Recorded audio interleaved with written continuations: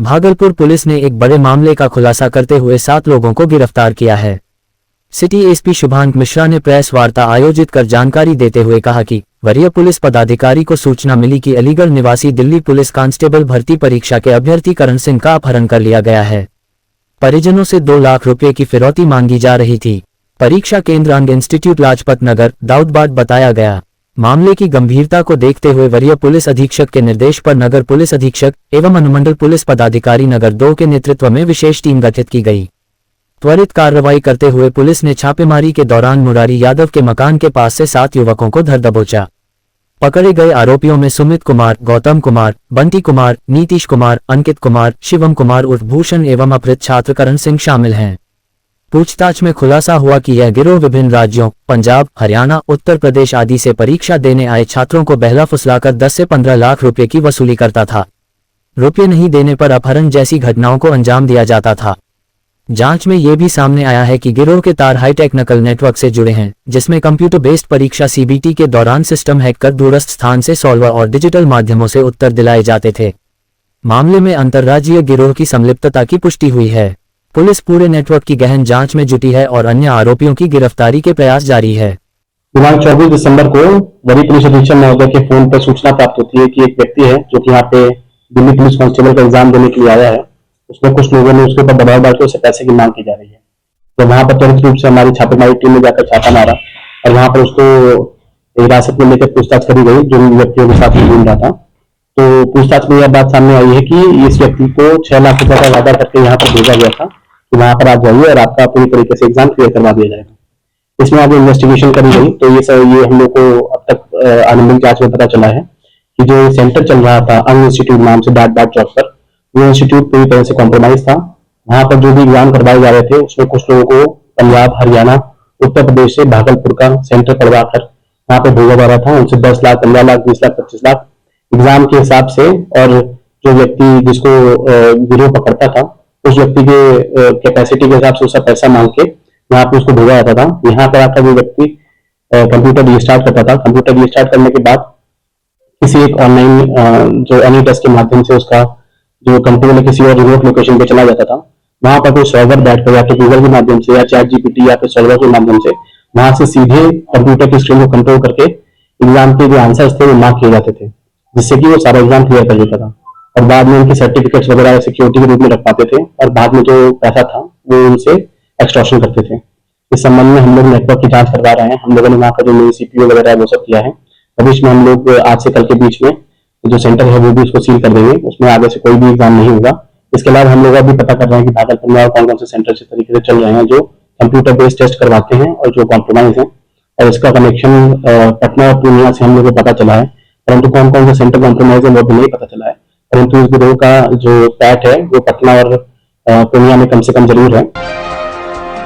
भागलपुर जिला परिषद अध्यक्ष पद के चुनाव में जिले को आखिरकार नया नेतृत्व मिल गया है। कड़े और रोमांचक मुकाबले के बाद विपिन मंडल को जिला परिषद अध्यक्ष चुना गया। चुनाव में विपिन मंडल और अनंत कुमार उर्फ टुनटुन शाह आमने सामने थे, जहां दोनों प्रत्याशियों को बराबर 15-15 वोट मिले। मतों की बराबरी होने के कारण निर्वाचन नियमों के तहत लॉटरी कराई गई। लॉटरी में विपिन मंडल का नाम निकलने के बाद उन्हें जिला परिषद अध्यक्ष घोषित किया गया। परिणाम की घोषणा होते ही समर्थकों में खुशी की लहर दौड़ गई और बधाइयों का तांता लग गया। गौरतलब है कि इससे पहले जिला परिषद अध्यक्ष रहे मिथुन कुमार बिहार विधानसभा चुनाव में नाथनगर से विधायक निर्वाचित हो गए थे।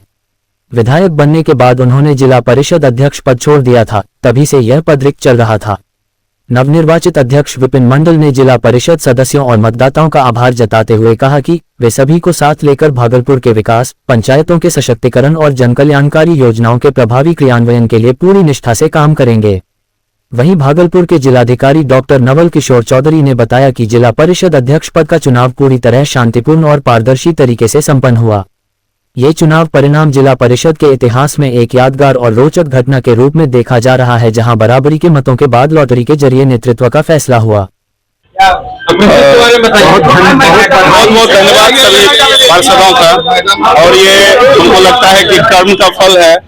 सभी लोगों ने मेरे ऊपर विश्वास किया और एक हम लोग ये कि 10 साल जो हमने काम किया, सेवा किया, उसका ये फल है कि हमको सब पार्षदों ने सपोर्ट किया। अंदर क्या क्या हुआ था, अंदर का बताइए। पार्षद किसके साथ? 15 टाई हो गया था, फिर लॉटरी से हमारा नाम आया। नहीं तो हम तो जिस दिन शुरुआत किए उसी दिन से बोल रहे हैं कि हम जीत रहे हैं, भले आपके खबर में कुछ चल रहा हो, लेकिन हमने कहा था कि हम चुनाव जीत रहे हैं। कैसे इसको किया गया? माननीय राज्य निर्वाचन आयोग के निर्देशानुसार आज 26 दिसंबर को 11 बजे से ही जिला परिषद अध्यक्ष के लिए निर्वाचन की प्रक्रिया को प्रारंभ किया गया। कुछ देर के बाद सभी लोग आए, जो नियत समय पे सभी जिला परिषद सदस्य उपस्थित हुए। निर्वाचन की प्रक्रिया जो विधिवत जो निर्देशानुसार शुरू हुआ और प्रक्रिया को पूर्ण भी किया गया और अध्यक्ष पद का चुनाव भी हुआ और संपूर्ण चुनाव जो राज्य निर्वाचन आयोग के प्रेक्षक के मौजूदगी में हुआ है और शांतिपूर्ण तरीके से हुआ है और बिल्कुल अच्छे तरीके से पारदर्शिता के साथ चुनाव को संपन्न कराया गया। भागलपुर जिला परिषद अध्यक्ष पद के चुनाव के बाद जहां एक और जीत का जश्न मनाया जा रहा था, वहीं दूसरी ओर समाहरणालय परिसर में उस वक्त अफरा तफरी मच गई जब जिला परिषद सदस्य शिव कुमार मंडल अचानक बेहोश होकर गिर पड़े। ये घटना समाहरणालय के मुख्य गेट पर उस समय हुई जब नवनिर्वाचित अध्यक्ष के समर्थक जीत का जश्न मना रहे थे। प्रत्यक्षदर्शियों के अनुसार चुनाव परिणाम घोषित होते ही माहौल उत्साह से भर गया था।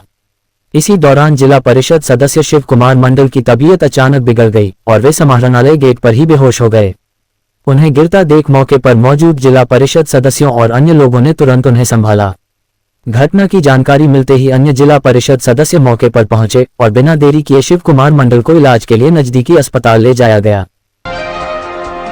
बाबा बुढ़ानाथ मंदिर के पावन प्रांगण में सनातन संस्कृति को सशक्त करने के उद्देश्य से तुलसी पूजन एवं सामूहिक हनुमान चालीसा पाठ का भव्य आयोजन किया गया।